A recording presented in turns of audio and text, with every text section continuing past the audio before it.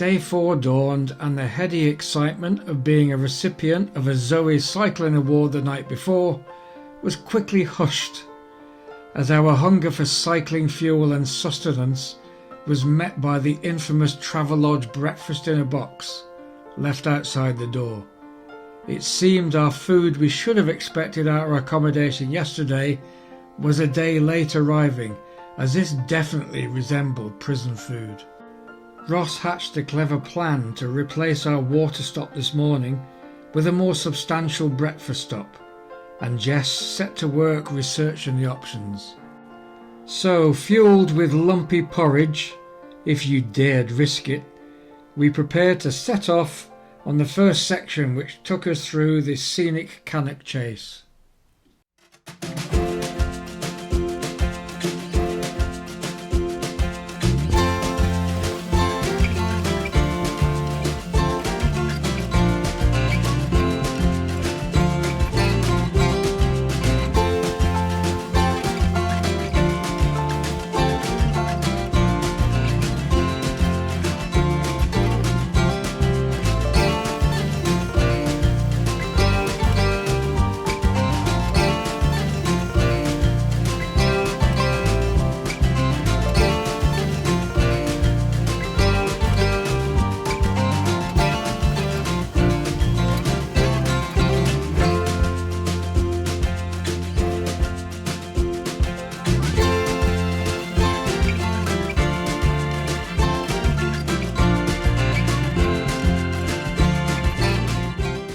At one point we passed this and wondered if it was some kind of local custom or sport, and I thought my arse was sore.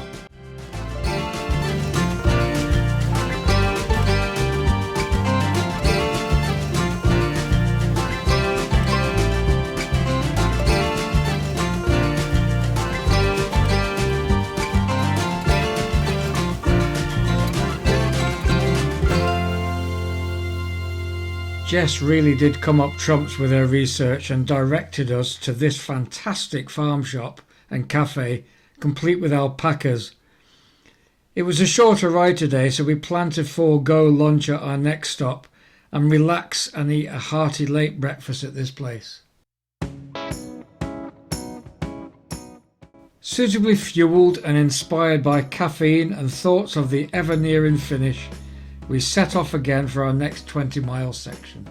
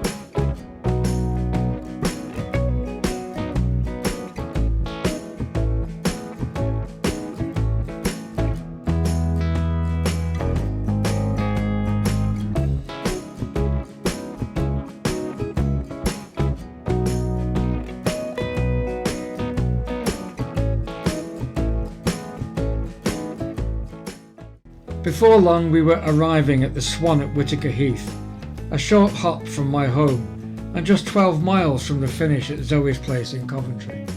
A quick snack and a comfort break, and we were regrouped together again and set off for the final push.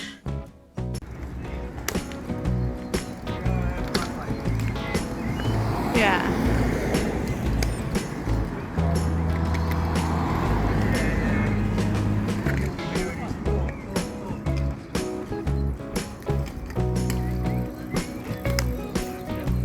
They won't work. Come on, come on.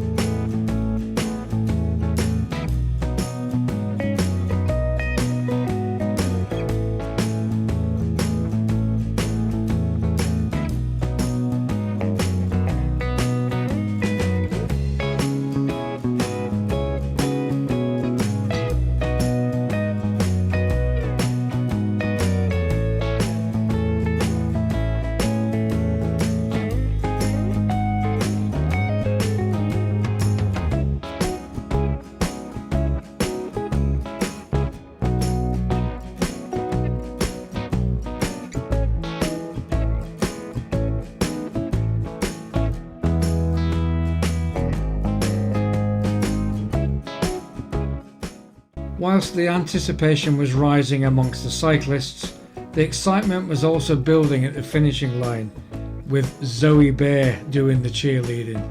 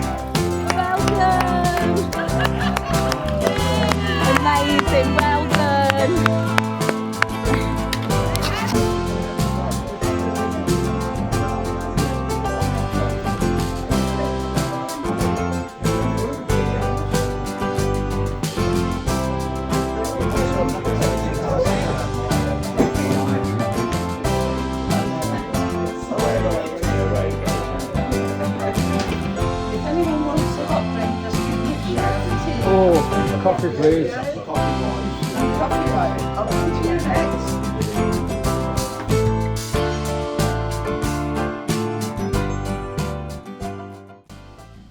The reception we had was fantastic. The support and gratitude for what we had done was palpable and just makes me want to do more. Some great touches too with this wondrous cake baked by a Zoes volunteer. And this bunting actually had our team photo on it from the start back at Zoe's place, Middlesbrough, 4 days ago. So Bill Ross, you just completed 270 miles in Tour de Zoes. How are you feeling? Remarkably fresh, but that might just be the adrenaline of arriving back to a wonderful reception, I guess. So during the 270 mile ride, you visited Liverpool and Middlesbrough alongside our Coventry Hospice. What was your experiences on visiting those hospices? Blimey, experiences were unbelievable, and people think, well, they are different, so what is the difference? There's no difference, because all three are just full of wonderful, caring, brilliant people. The reception we got at 7:30 in the morning at Middlesbrough was incredible, and then at Liverpool it blew my mind when we all rolled in there the other day, and again here, you know, so there is a real difference between the three. They're just all full of great, caring people.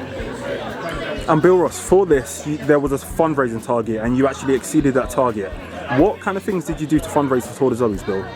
My main thing was I've got a little gig at the local Tesco's and Marks and Spencer's where I set up my bike in right by the entrance and just pedal away, attracting people's attention. And some weirdo riding a bike in a supermarket seems to attract attention, and that's basically how I did it. So to be honest, the majority of my money was through the generosity of strangers. Lovely. And what is your best memory of Tour de Zoes? I couldn't choose one thing. We have had such a laugh, and if anyone was thinking of doing this next time we run it, you've got to do it, because it's not just about riding a bike. We've, you know, guys I'd never met before, and they're all now firm friends. We've had such fun, and emotion as well. You know, there's guys that have tested themselves here that would never have been able to do anything like they've done this last 4 days, and I've seen people get emotional because they can't believe what they've put themselves through, and they've been driven to do that because of Zoes. Oh. The triumphant group celebrated with champagne and took away memories of a great 4 days, new friendships forged, and vital funds raised for a wonderful, wonderful charity.